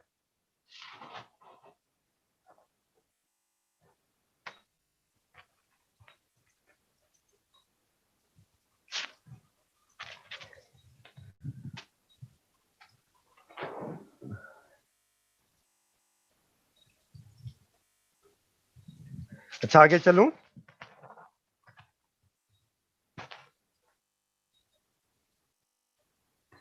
हुजैफा बेटा, तू रेलवे स्टेशन पे जाएगा ना, लाला मूसा के रेलवे स्टेशन, वहां पे एक किताब पढ़ी होगी, कामयाब शादी के 100 तरीके।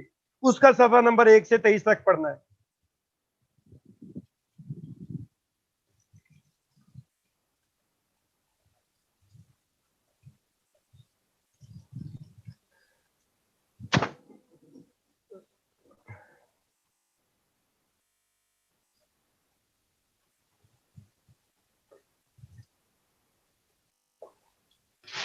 शिजा बेटा, जो टॉपिक पढ़ाऊंगा उसी के पेज नंबर बताऊंगा ना, पिछली क्लास में ये भी बोला था।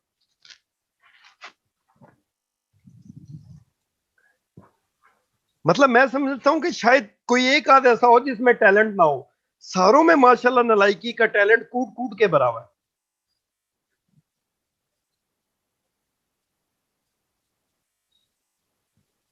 ओ हुजैफा, मेरी किताब मलंग आदमी पार्ट 1।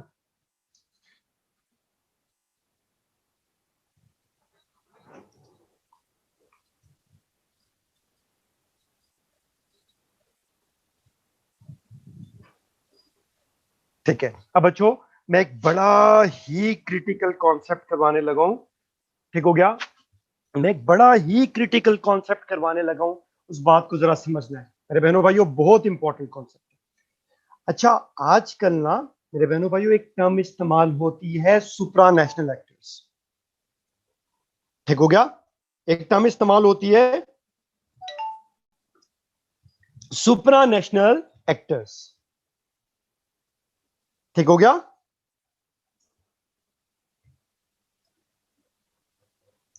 हाय, जब आते पे स्केड्यूल भेजते हैं ना, और बेस में आपकी क्लास का नाम नहीं होता, इतनी खुशी, इतनी खुशी। ओए ओए ओए।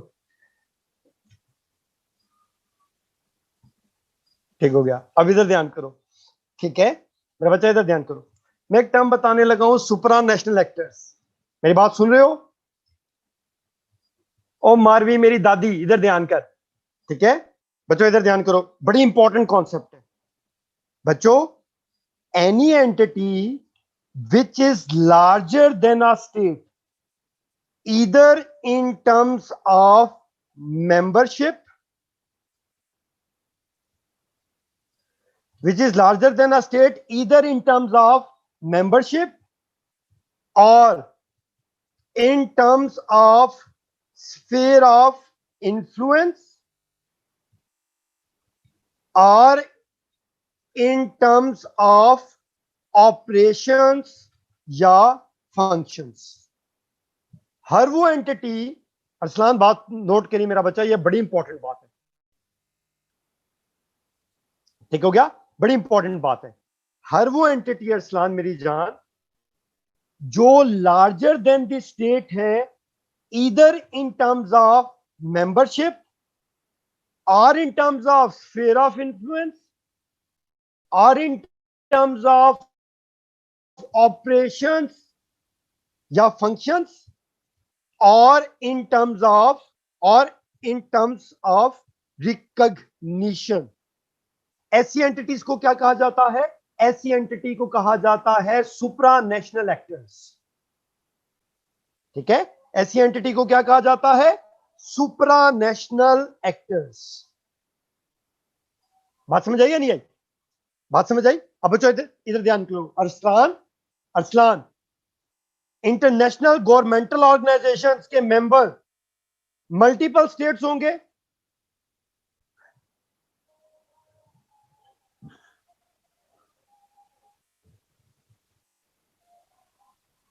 यार किधर मर गए हो सारे? तो Jaifa, larger than a state in terms of membership, so this is a supranational actor. In terms of sphere of influence, terrorist organisation, civil society, international media, क्या उनका sphere of influence beyond one state जाएगा? Supranational actor. Marvi पुत्र, clear हो गया? In terms of operations, non governmental organisation और multinational corporation, इनके operation bake वक्त एक मुल्क से ज्यादा मुल्कों में। मारवी पुत्र, तो क्या हो गया? सुप्रा नेशनल एक्टर। और ये जो एथनिक मूवमेंट्स या रिलीजियस मूवमेंट्स हैं, इन्हें मल्टीपल स्टेट्स लेजिटिमेट या इलिजिटिमेट डिक्लेयर करती हैं। मल्टीपल स्टेट्स इनके साथ सपोर्ट या नॉन सपोर्ट करती हैं, यानी मल्टीपल स्टेट्स इन्हें रिकग्नाइज या नॉन रिकग्नाइज करती हैं, सुप्रा नेशनल एक्टर्स। तो in short non state actors को आप सुप्रा नेशनल एक्टर्स भी बोलते हैं। तो अगर वो तुम्हारे साथ पेपर में मारे गुगली तो परेशान नहीं होना, यही सारे के सारे सुप्रा नेशनल एक्टर्स हैं। सुप्रा का मतलब होता है लार्ज, यानी anything large than a state in terms of membership or in terms of sphere of influence or in terms of operations or in terms of recognition.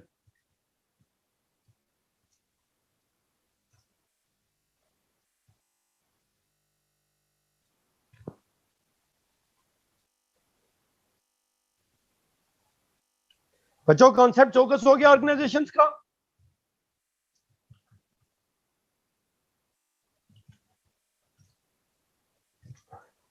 ठीक है बच्चों, मैं वापस आ रहा हूं, मैं डेफिनेशन के साथ दोबारा लिंक कर रहा हूं। बच्चों इंटरेस्ट होके, नेचर होके, रिलेशंस होके, एक्टर्स होके, ठीक हो गया। चार चीजें ओके हुई या नहीं हुई?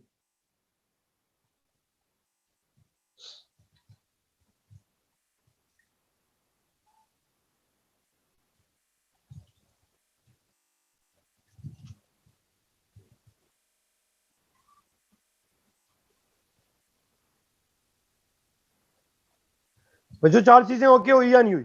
अब मैं लेवल ऑफ एनालिसिस पे चला जाऊं।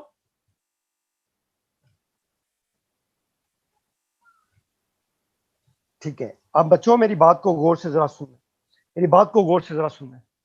अब मैं तुम लोगों के साथ, ठीक हो गया, एक इतना इंपॉर्टेंट कॉन्सेप्ट डिस्कस करने लगा हूं ना, ठीक हो गया। वो डिस्कस मैं पहले कर चुका हूं, लेकिन अब मैं इसे ऐसे की आउटलाइन से तुम्हें समझाने लगा हूं। ऐसे की आउटलाइन के रेफरेंस से मैं तुम्हें ये चीजें समझाने लगा हूं, ठीक हो गया। ऐसे की आउटलाइन के रेफरेंस से तुम्हें मैं ये चीजें समझाने लगा हूं। मेरी बात पे गौर करना है। हमने कितने लेवल पे आईआर के किसी भी इशू को एनालाइज कर सकते हैं? चार। कौन कौन से लेवल हैं शहबाज, कौन कौन से लेवल हैं?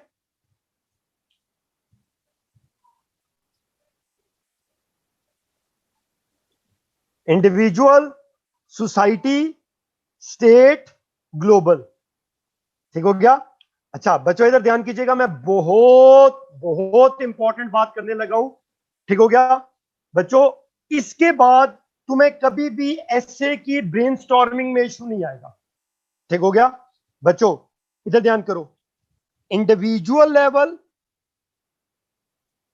डोमेस्टिक यानी सोसाइटी लेवल, इंटरस्टेट यानी स्टेट लेवल, और ग्लोबल लेवल। बात समझ आई या नहीं आई? अब मैंने स्लाइड पे किया क्या है कि यहां पे मैंने थीम्स लिख दिए, यहां पे मैंने थीम्स लिख दिए। इंडिविजुअल लेवल पे चीजों को एनालाइज करने के लिए तुम ये थीम्स इस्तेमाल कर सकते हो। सोसाइटी या डोमेस्टिक लेवल पे तुम किसी चीज को एनालाइज करने के लिए ये थीम्स इस्तेमाल कर सकते हो, ठीक हो गया। ऐसे ही स्टेट लेवल पे चीजों को एनालाइज करने के लिए तुम ये थीम्स इस्तेमाल कर सकते हो, और ग्लोबल लेवल पे चीजों को एनालाइज करने के लिए तुम ये थीम्स इस्तेमाल कर सकते हो। ये स्लाइड तुमने रोजे कयामत तक अपने पास रखनी है, ये स्लाइड रोजे कयामत तक तुम लोगों ने अपने पास रखनी है, ठीक हो गया। अब राफिया बेटा, राफिया पुत्र, मुझे कोई एक ऐसे का टॉपिक बता, कोई एक ऐसे का टॉपिक बता राफिया पुत्र। अब कोई लिटरेरी ऐसे ना बता दे।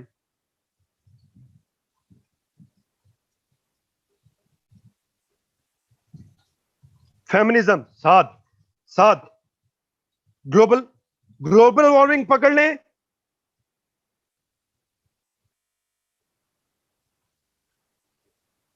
और कोई एक बताओ ना मनुष्यो। डेमोक्रेसी। ठीक है जरीन, डेमोक्रेसी के ऊपर ग्रेट लीडर के रेफरेंस से आर्गुमेंट आ सकता है?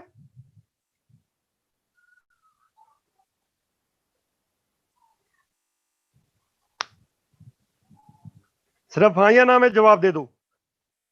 हाँ या ना में जवाब दे दो। ठीक हो गया। क्रेजी लीडर्स, मोदी, फाशिस्ट, आ सकता है?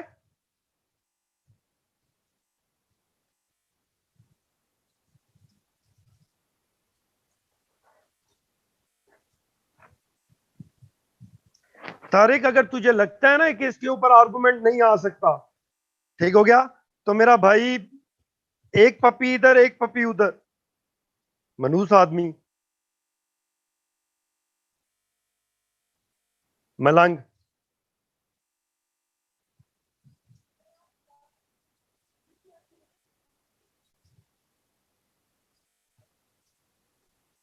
ठीक हो गया।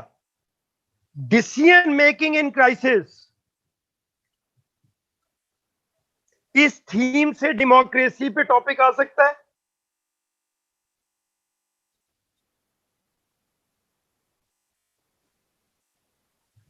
Psychology and perception and decision, खाता है पर लगाता भी तो है, इस थीम से टॉपिक आ सकता है, आर्गुमेंट आ सकता है?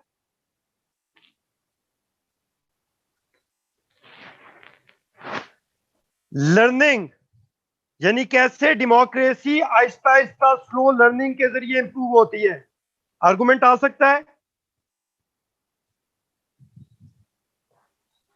Assassinations accidents of history, argument बन सकता है?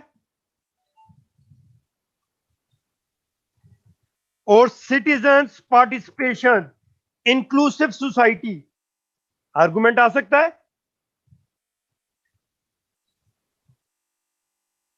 ठीक है, तो शहबाज, क्या इन थीम्स को पिक करके तू डेमोक्रेसी पे 2 से 3 अच्छे आर्गुमेंट बिल्ड कर सकता है?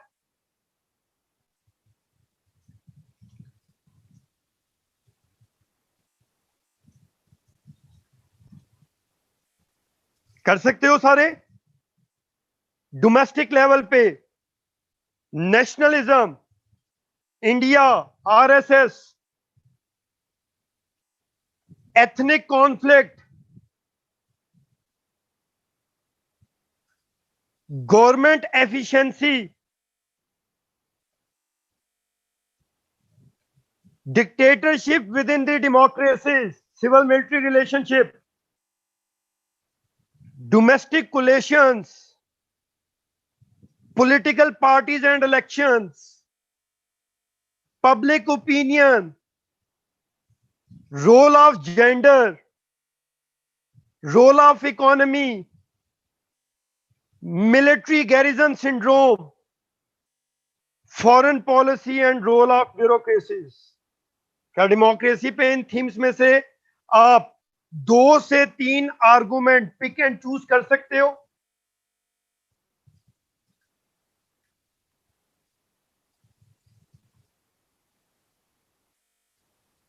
ऐसे ही अनीजा, स्टेट लेवल पे, ग्लोबल लेवल पे, फॉर एग्जांपल ग्लोबल लेवल पे इंफॉर्मेशन रेवोल्यूशन, ये कैसे national narrative, democratic values, election को मनूवर कर सकते हैं?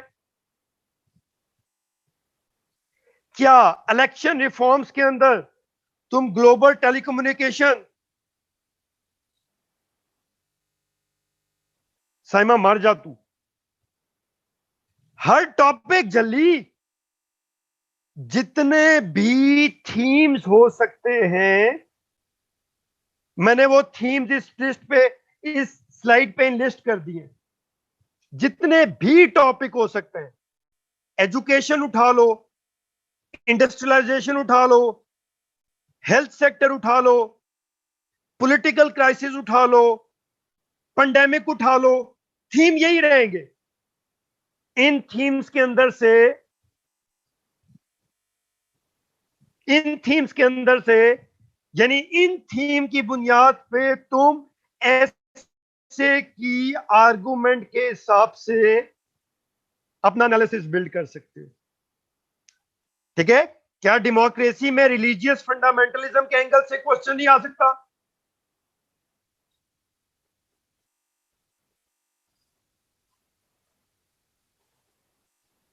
ठीक हो गया? क्या टेक्नोलॉजिकल चेंज से डेमोक्रेसी पे नहीं आ सकता? बात समझ आई या नहीं आई? ठीक हो गया? तो मेरे बहनों भाइयों, जितने भी थीमेटिक एरियाज हो सकते हैं वो इस स्लाइड पे लिख दिए गए।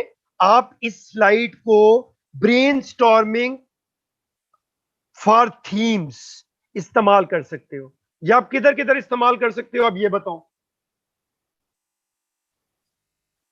ऐसे में कर सकते हो,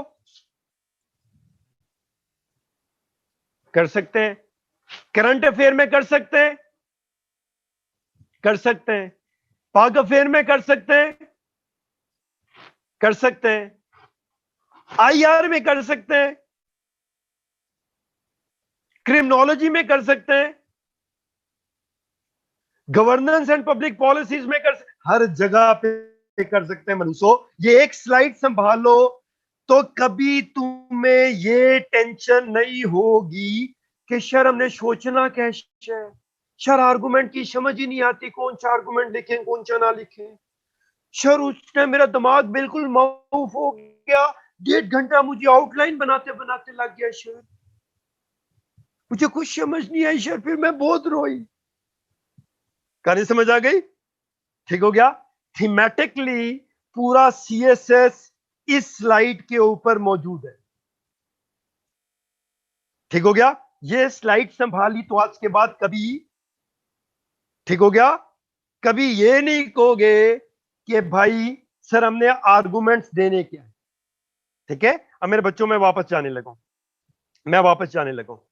ठीक है, अब बच्चों वापस जाएंगे तो अब जरा गौर करो। हमने पढ़ी तो दो ही चीजें, definition and elements of fire, लेकिन तुमने गौर नहीं किया कि आज की क्लास में हमने इतना कुछ पढ़ लिया कि अगर कोई संभालने वाला हो तो उसे वो संभाला भी शायद ना जाए, लेकिन इसमें निशानियां हैं अकल वालों के लिए। ठीक हो गया? इंटरेस्ट में पढ़े हमने, इंटरेस्ट में पढ़े हमने फैक्टर्स, ब्रेनस्टॉर्मिंग करने का एक तरीका।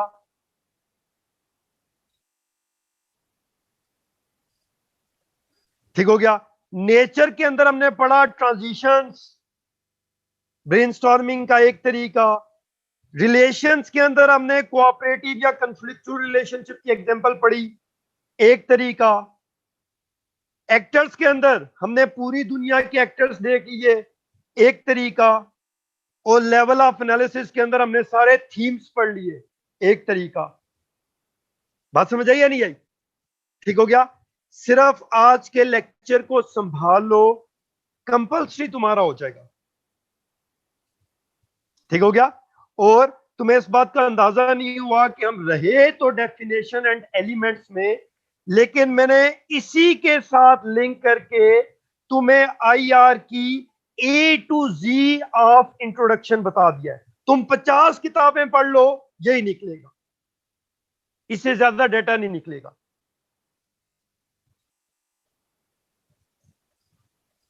बात समझ आ गई मेरे बच्चों को? ठीक हो गया? आई होप से मेरे बच्चों को ये अब डर खत्म हो गया कि आई यार बड़ी कोई मुश्किल चीज है, ये डर खत्म हो गया कि ब्रेनस्टॉर्मिंग कैसे करनी है, ये डर खत्म हो गया कि आप किस किस एंगल से आर्गुमेंट लिख सकते हो।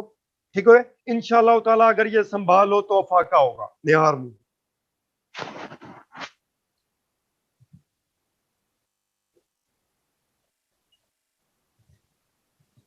ठीक हो गया? चलो मेरे बहनों भाई अगली क्लास में पढ़ते हैं, अगली क्लास में मिलते हैं। इंजॉय करो, और अगली क्लास से पहले पहले फर्स्ट 23 पेजेस ऑफ चैप्टर 1 पढ़ लें, हर सूरत पे पढ़ लें। ठीक है?